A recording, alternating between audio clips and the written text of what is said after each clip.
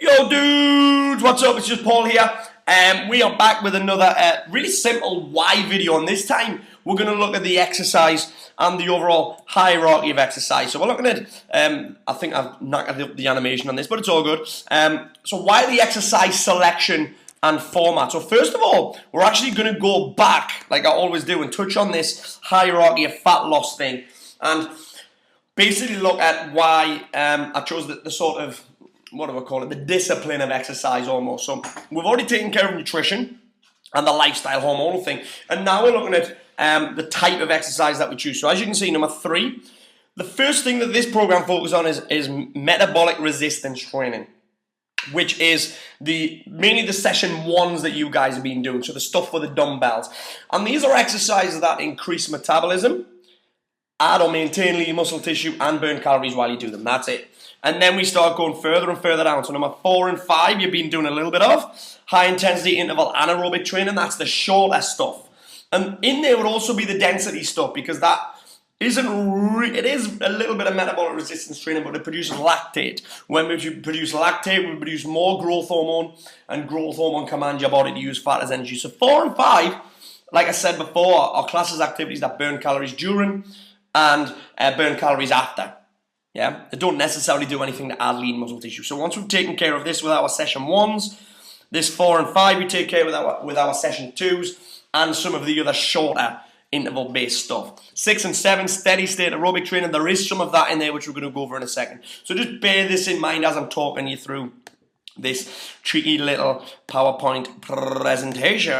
Okay, so why the exercise selection format? Well, number 1, it's based on principles. And the principle is basically we're looking to add and preserve lean muscle tissue, because remember, if you didn't know this, lean muscle tissue is the only tissue, or muscle tissue in fact, is the only tissue in the body that can use fat as energy.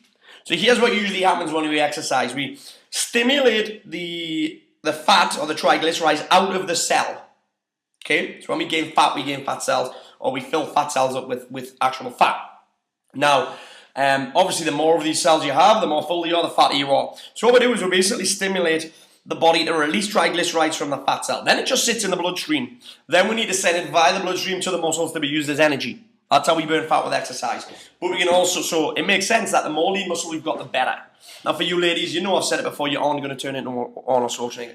So every exercise that we've done, or every exercise session that we've done has been to either add or at least preserve lean muscle tissue. So the stuff with the dumbbells adds lean muscle tissue. The other stuff preserves lean muscle tissue and boosts metabolism. So it's based on EPOC. Now EPOC stands for excess post-exercise oxygen consumption. In other words, how long it takes for your metabolic rate to return to normal post-workout. Every workout that we've done will burn calories for up to 2 days after. Some of them less, depending on what they are, but up to 2 days after. So every chance I've had, I've increased EPOC. So we've had this metabolic furnace burning all the time. We're looking to increase fiber recruitment as well, because I've got a theory, and I don't know if it's even proven, that the bigger the muscle, the more calories it burns, the more fibers we can get recruited, the more calories it'll burn. As simple as that. And increased function as well. I don't really think function's that sexy, but if I can improve your squat, your lunge, your press up, etc., then that helps. Hence, we did the SMIs, which we're going to look at now. Okay, so the SMIs are designed basically to improve mobility, to improve activation, and to improve flexibility as well. With the stretches. So we've got the old the hip flexor stretch, which is the foot against the wall thing. That increases flexibility, and it actually inhibits the hip flexor from working too hard. Okay, because we have this bucket thing going on, our anterior pelvic tilt. So I want you to imagine this exercise and some of the others actually. And I'm going to talk about this with the split stuff. The pelvis is shaped like a bucket. So I want you to imagine the pelvis from the side, so a side view. When the muscles at the front become strong, they pull the bucket forward. And when they become overworked or overstimulated, they basically do most of the work, and they tend to pull the pelvis forward. So what happens is, if we sit down all the time as well, the glutes become inhibited and they don't work properly. So we have a bucket that tips forward, so the internal organs spill against the lower abdominal wall. So we actually look like we've got a pot belly when we haven't. The other SMIs we do there, we look to improve hip flexibility and hip mobility. We do that so we can squat deeper and recruit the butt cheeks a little bit more. The butt squeezing actually helps with both butt cheek the butt cheeks or the glutes burn a lot of calories. But however, in most people, they don't work properly. So we're missing out on a whole lot of calories burned. Same with the hamstrings.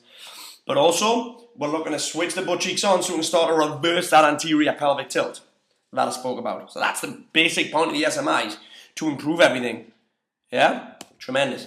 Lifting's a no-brainer. So the reason I want you to train with weights is because it massively increases your metabolism and adds and maintains, or at least maintains, lean muscle tissue.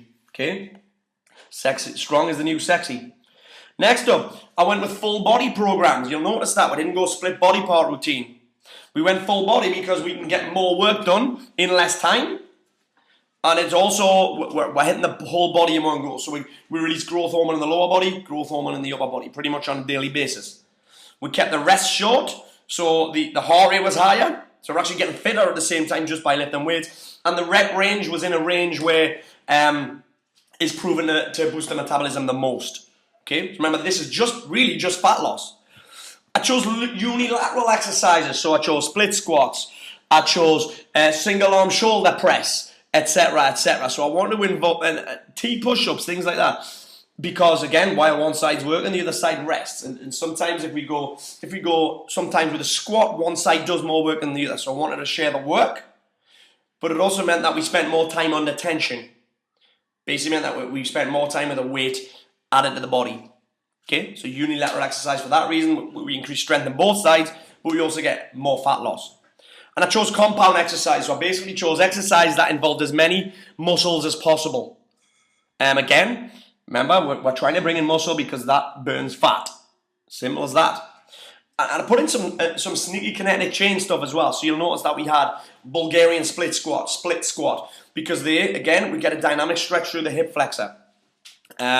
Any lunges that were in there, we improve the flexibility in the big toe. If the big toe doesn't work properly, then we end up with all sorts of issues with flexibility. And again, that will affect muscle fiber. So there's a muscle connected to the big toe called the flexor hallucis longus. If that doesn't work properly, it can lead to problems all over the place because the kinetic chain has to take up the slack. So we could end up with ankle pain, knee pain, hip pain, even neck pain, which sounds crazy. Okay, everything that you did basically involved the core being in there a lot as well. So the abdominal musculature, the low back musculature was involved a lot as well. So you notice rather than choosing things like sprinting or bike intervals, I tried to get things like burpees, sprint starts in there as well. So we actually give the abs a great workout, pretty much every workout as well. That's important. Again, recruiting more muscle fibers. Okay, some more stuff. I had you training twice a day most of the time, pretty much because we hit the metabolism twice. Okay, makes a huge difference. Hit it once in the morning, growth hormone released. Hit it once in the afternoon, again, metabolism boost again, another growth hormone released. I chose intervals and hard intervals because, again, getting the heart rate up, bringing it back down, boost your metabolism big time, get you fit quick. And it's proven to burn body fat 9 times more effectively than steady state exercise such as jogging, etc., etc. And again, we want to keep the cortisol down if we can. The 25 minutes optional steady state after the intervals, because a few of you have asked about this. This is called a stubborn fat loss protocol.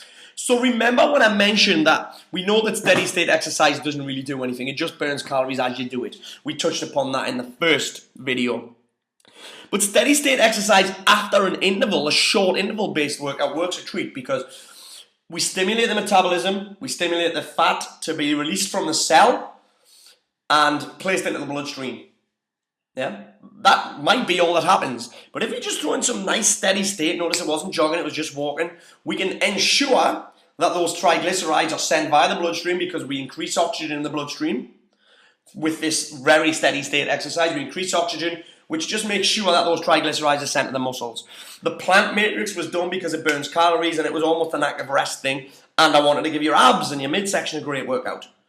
Again, we can't spot reduce with exercise, but if we're getting leaner, we might need to increase almost the size of the abdominals to almost, as we're dropping fat, we increase the size of the abdominals, which is pretty difficult, but yeah. Triple workouts, some of the days you did. Again, 3 hits on metabolism, 3 spurts of growth hormone. Simple as that. Fasted workouts. Again, I didn't give you anything very difficult. Sometimes you're allowed to lift and fast at the same time. Again, because the metabolism is increased as we fast, as you'll see in one of the next videos. Metabolism is increased while we fast. So if we exercise on top of that, we get double the benefit. And again, fasting is proven that you won't be. People are scared of losing muscle tissue, but there's no evidence to suggest that fasting means you lose muscle tissue. In fact, quite the opposite will happen. Okay, so that's it. That's the why. The next one I'm going to do is actually on fasting. Any questions, just stick it underneath this document. Have a great day. Bye-bye.